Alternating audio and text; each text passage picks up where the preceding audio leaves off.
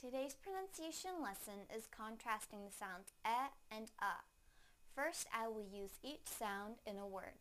Then, I will put the words into a sentence so that you can hear them together with contextual clues.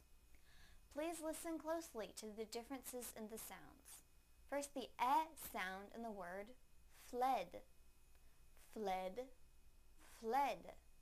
Now the sound in the word flood, flood, flood. Now I will use them both in a sentence. They fled from the flood. They fled from the flood. They fled from the flood. Thank you for watching CartoonEnglish.tv's pronunciation lesson. Come visit our website for free lessons, games, and chat.